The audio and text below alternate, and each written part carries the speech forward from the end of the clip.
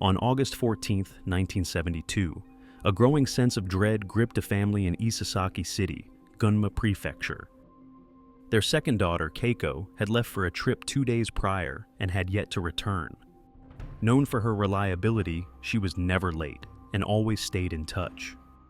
Her unusual silence weighed heavily on the family, stirring an unsettling fear that something had gone horribly wrong.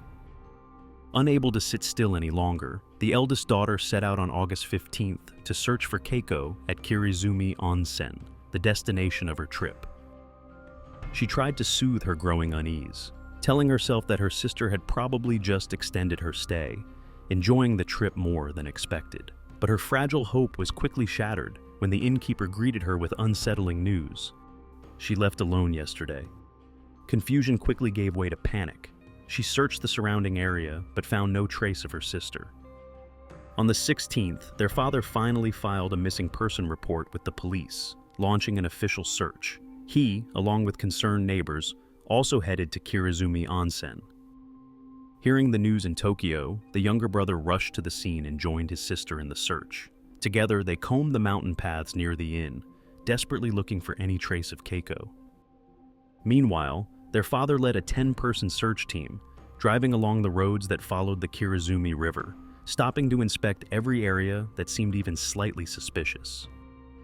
At 4:30 p.m., the search team veered off the main road and came across a narrow path leading to a small work shed. Sensing something was off, they cautiously approached. As they neared, they saw a swarm of flies clustered around the window. A dreadful suspicion crept over them, but they swallowed their fear, and one of them reached for the door. The moment the door creaked open, they were hit by the sharp stench of blood and decay. The source of the smell became clear as they followed a trail of bloodstains smeared across the floor, leading them deeper inside. Hesitantly, they stepped into the back room, where a stack of tin sheets was haphazardly piled, as if to hide something. Fighting back the overwhelming despair, the father flipped over the sheets. His daughter lay there, her body grotesquely mutilated, her chest savagely torn open, her lifeless heart exposed, as if to emphasize the cruel and irreversible finality of her death.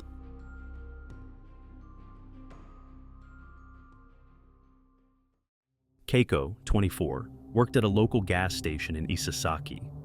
Known for her long hair and quiet demeanor, she had a reputation for being meticulous and reliable on the job. On August 12, 1972, Keiko set off for Kirizumi Onsen. She had originally planned to travel with her mother and younger brother and had booked a stay at Kintokan, an inn at Kirizumi Onsen. However, when her brother's plans changed the day before, her mother invited their 39-year-old neighbor to join them instead. The neighbor agreed, but on the morning of the trip, Keiko's mother also had to cancel due to work. Finding it awkward to travel with just the neighbor, Keiko decided to go on her own. On that hot day, Keiko departed from伊勢崎Station at 10:19 a.m., wearing a navy sleeveless blouse, a white mini skirt, high heels, and a hand-knit white hat. She arrived at Yokokawa Station just before noon. After waiting for the shuttle bus, which failed to arrive at the expected time, she accepted a ride from a passing Japan Railways employee. He kindly drove her to the Kirizumi Onsen information office, where she arrived around 12:40 p.m. She asked the woman working there how long it would take to walk to Kirizumi Onsen.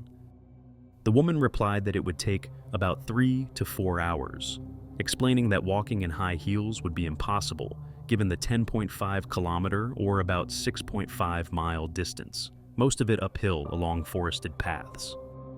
Taking her advice, Keiko bought a pair of white sneakers from a nearby shop. However, after some gentle persuasion from the woman, she ultimately decided to wait for the shuttle bus instead. There were a few odd things about Keiko's behavior. Even though she had called to make a reservation at the information office the week before, she didn't mention it or give her name when she arrived.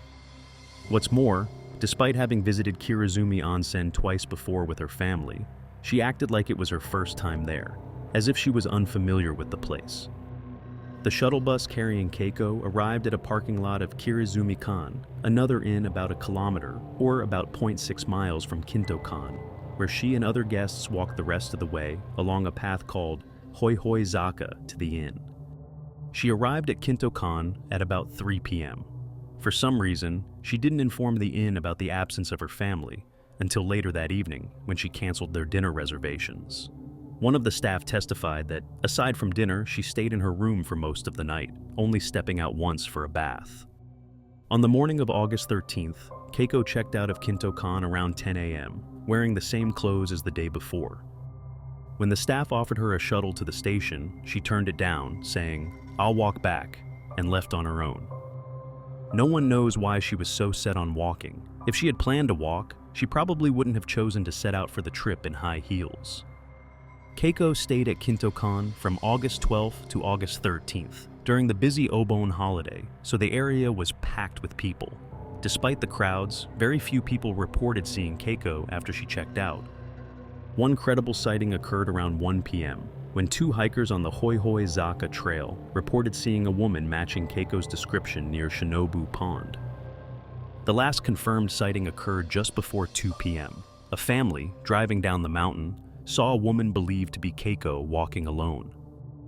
Concerned for her safety, they offered her a ride, warning her about the dangers of walking alone in such a remote area. But just as she had declined the shuttle bus earlier, Keiko refused the offer, unknowingly turning down what would be her last chance for safety. There is a major mystery surrounding Keiko's movements after she checked out of Kintokan. What happened between the time she left around 10 a.m. and when she was seen near Shinobu Pond around 1 p.m.?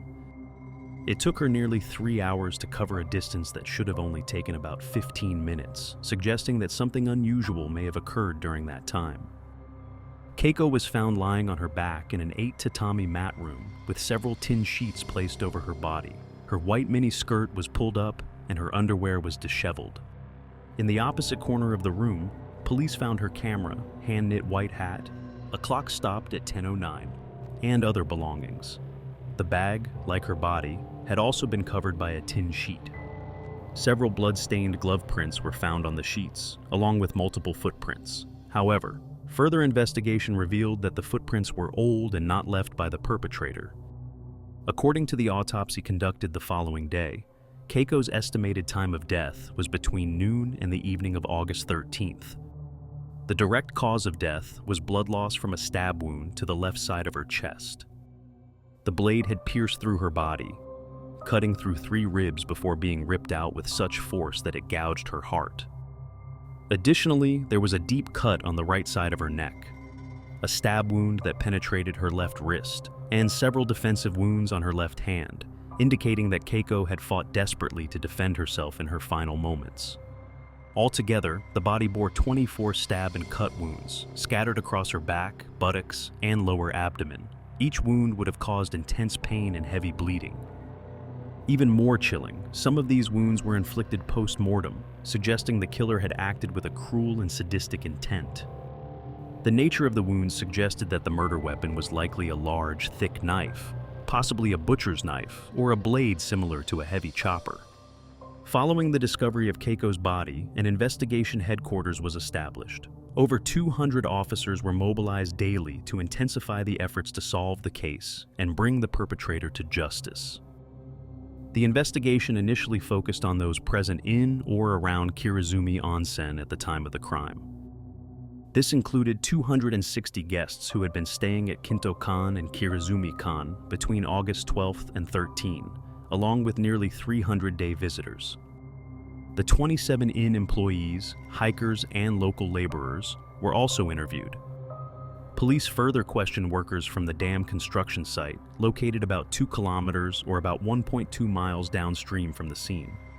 Investigators also delved into Keiko's personal life, interviewing around 380 people, including her friends, acquaintances, and co-workers. In Matsuida Machi, where the murder occurred, a thorough sweep of all 5,000 households was conducted twice to gather potential clues. One of the major challenges of the investigation was the reluctance of witnesses to come forward. Some inn guests had used aliases, and many day visitors were unwilling to get involved, possibly out of fear.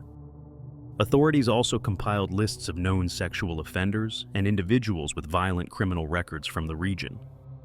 After sifting through hundreds of suspects, the investigation narrowed down a list of 5 individuals based on inconsistent alibis, knowledge of the area, and similarities in criminal behavior.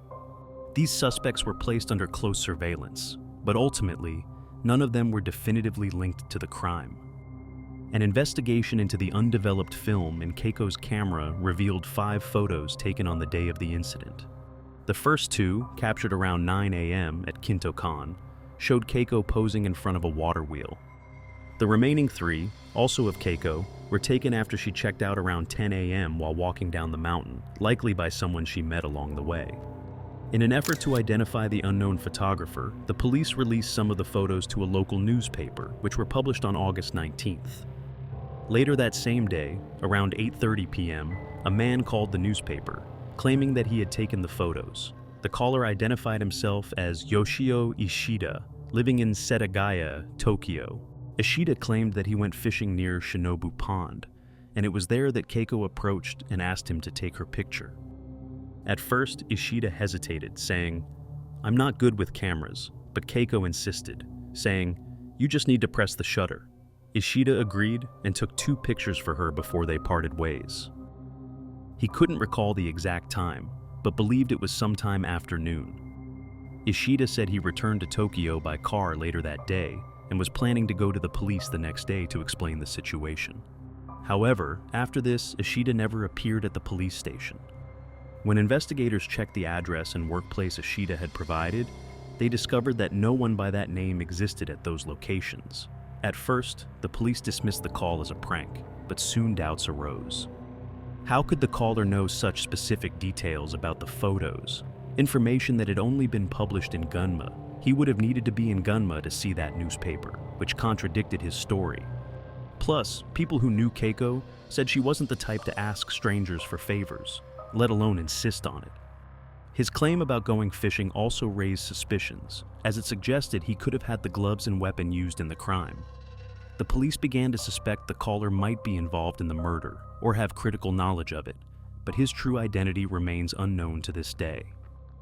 Despite the photos believed to be key evidence and an extensive investigation involving over 8,000 officers and interviews with 6,000 people, no breakthroughs were made, and the case expired under the statute of limitations in 1987.